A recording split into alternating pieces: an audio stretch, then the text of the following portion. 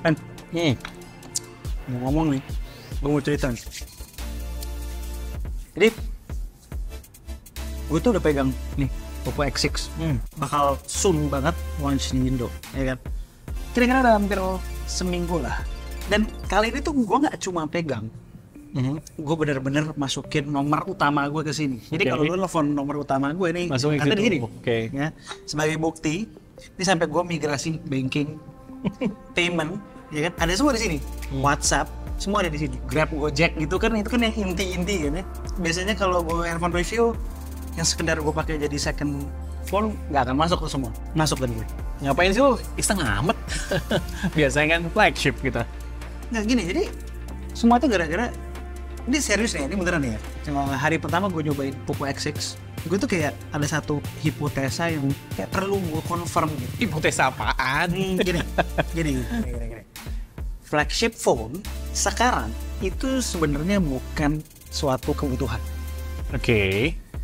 Jadi itu kayak seolah apa ya? Hasrat aja, keinginan duniawi doang sebenarnya pakai smartphone flagship. Jadi mid-range phone sekarang tuh udah sampai di titik dimana ngeluarin duit di atas 3 juta tuh kita udah bisa dapat esensi utama dari sebuah smartphone tanpa berasa kekurangan sebetulnya. Ya bener, nggak semua HP di atas 3 juta begitu. Ada nih yang 3 jutaan tapi overkill di satu hal, tapi di hal lainnya malah kekurangan. Ada juga brand yang untuk memenuhi kebutuhan esensial tadi harus kasih harga 5-6 jutaan misalnya. Tapi di Poco X6 ini gue tidak merasa demikian. Jadi handphone yang satu ini tuh berasa lengkap, all-rounder. Jadi dia tidak punya sesuatu yang menonjol. Jadi nggak ada nih kalau ditanya, ini bagusnya apa? Gue nggak bisa jawab. Cuma sulit banget nyari deal breakernya. Coba lihat sini. Iya sih, dari tongkrongan luarnya sih overall gue suka. Cuman ini visornya yang rada kosong begini aja di bagian kanan yang rada kurang serak gue. Ini malah diisi dengan logo Poco, yang to be honest mendingan vertikal sekalian daripada horizontal dan kecil kayak begini. Lalu ada 64 megapiksel OIS-nya itu loh, itu nggak banget menurut gue.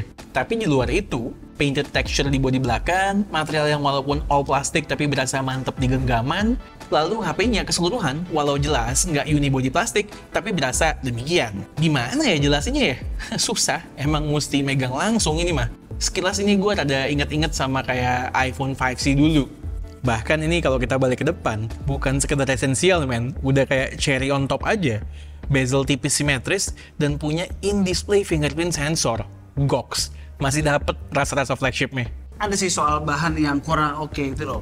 Plastiknya di belakang rada tipis dan kopong dalamnya. Jadi kalau lo pegang tuh rada-rada ngeliat dikit. Kayak Poco F5. Tapi ya mungkin dari engineering perspektif ini justru bagus ya. Jadi ada kelonggaran atau leeway ketika harus dealing dengan pressure. Mungkin lo ya, tapi kan ini jatuhnya udah nitpicking. Bener-bener dicari, bener-bener kekurangan. Pakai teropong. Iya.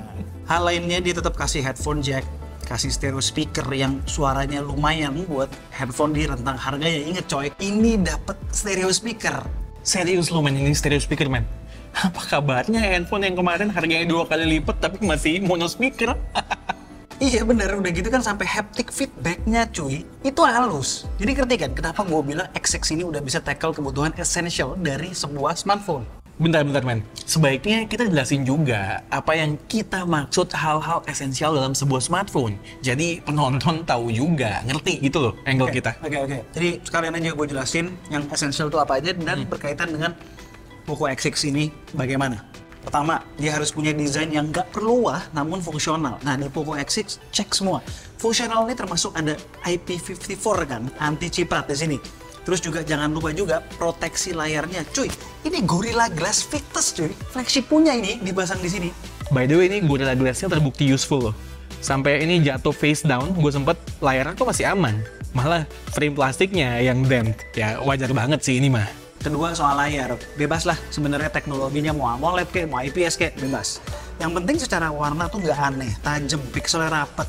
Terus maximum brightness-nya cukup buat di luar ruangan. Poco X6 ini check all the boxes. AMOLED, resolusinya di atas Full HD pula, brightness-nya 1200 nits ketika boosted di luar ruangan, 1800 nits malahan peak brightness-nya ketika playing HDR content. Itu kan cukup banget ya, touch response juga normal, nggak ada ghost touch ketika ngetik atau main game.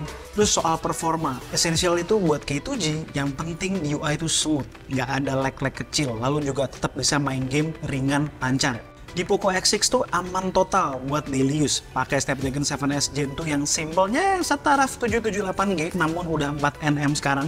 Di UI satset, manual drift settingan bawaan 120 fps, rata-rata dapat 79 fps ya. Not the best, tapi masih aman. Main Genshin Impact di settingan serba low dan fps max 60 dapat rata-rata 46 fps. Lagi-lagi not the best, tapi masih playable banget. Yang essential juga, storage-nya gede, 128 tuh buat kita berdua udah minim lah. RAM 8GB juga buat gue masih cukup sebenarnya. Nah, ini di X6 dikasih 256GB, udah UFS pula. Terus RAM-nya udah 12GB. Lega. Lanjut nih, kamera. Yang penting, kalau terang bisa moto bagus. Kalau gelap jelek ya maklumin aja. X6 ya begitu. Di terang cakep, remang-remang masih bisa. Di gelap ya tahu diri aja. By the way, video 4K-nya tuh masih stabil loh. Ya gini lah, pakai Snapdragon 7S Gen 2. Pakai ISP-nya Snapdragon, video ya stabil. Selfie-nya walaupun mentok di 1080p, lumayan stabil. So, essential soal kamera cover. Terakhir soal baterai, yang penting ya buat kami berdua bisa seharian. Well, ini gue pakai daily, include sedikit gaming aja bisa nyala sehari lebih. Screen on time-nya dapat 6 jam. Nge-charge juga kenceng juga di sini, 67 watt. 5100 mAh kan baterainya itu dari kosong sampai full 50 menitan lah. Apalagi ya, software. Yang penting ya software-nya nggak banyak bug, update-nya jelas. Nah di Poco X6 ini gue belum nemu bug yang signifikan ya. Terus update-nya tuh sekarang mantep loh, dijanjiin 3 tahun sekarang. Nah sayangnya ini barang datang out of the box dengan Android 13 bukan 14, jadinya ya tetap cuma mentok di Android 16 saja. Iya sih, kalau gitu ceritanya berarti poin-poin esensial dari sebuah smartphone tercover juga sama Poco X6. Jadi gimana nih selamanya pakai Poco X6? Ya nggak gitu juga, Jay. Ya gitu juga. Gue masih butuh hasrat duniawi itu masih harus dipuaskan. Nah, satu lagi ya mungkin walaupun gue nggak pakai ke depannya, cuman gue udah tahu sih bokap itu masih pakai Redmi Note 7. Masih hidup belum sekarang Redmi Note 7? Ya gue udah tahu nih next phone dia bakalan apa. Okay. Ya ini karena lo tau kan kalau kita nge-review, kita kan ngobrol sama orang kita nggak kenal ya. Ngobrol sama orang kita nggak kenal, terus juga ya kita ngomong lebih generik dan kebanyakan tech enthusiast. Jadi mereka pada tahu lah, oh kalau handphone ini kuatnya di sini, tapi sininya mereka ngerti.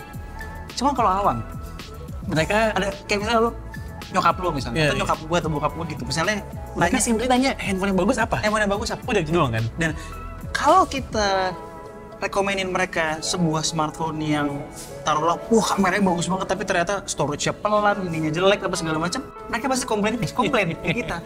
Dia nggak mau tahu bahwa oh ini kameranya segitu overkill-nya, jadi harus karena overkill kamera dia si handphone ini harus compensate, harus di baterai misalnya atau di performance. Mereka nggak mau tahu dan pokoknya komplainnya ke siapa? Ya ke kita. Ya ke kita, males kan? Nah ini handphone, ini tipe handphone yang kalau lo rekomenin ke orang, ya udah lo nggak salah. Iya. Well balanced lah. Well balanced. Jadi dia nggak akan, wah tapi kok ini yang gini ya? Enggak. Dan gue rasa nggak well balanced secara experience saya, tapi harganya juga kan. Harganya juga. Harganya berapa? Nah kita belum tahu berapa. Tahu sih sebenarnya nggak boleh ngomong. Jadi overall, handphone ini adalah sebuah handphone yang serba aman untuk direkomendasikan. Kalau pengen yang lebih kenceng, ya tinggal ambil yang Poco X6 Pro. Tapi kalau budgetnya nggak nyampe ke Poco X6, tinggal ngambil adiknya, Poco M6 Pro. Selesai. Jadi kalau kita orang marketing Poco itu, kita bilangnya apa? Kita bilangnya Poco X6, si serba aman. Gitu kan. Nah, bagus nggak kalau ditanya? Sama aja kayak gini, apa namanya?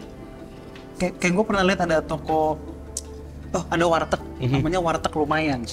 Ya berarti ya udah, safe bet lah ya. Safe bet. Jadi lo datang ke situ ya nggak bakalan ada yang enak banget. Nggak enak banget. Nggak bakalan ada yang nggak enak juga. Iya. Pokoknya gimana masalahnya? Di rumah.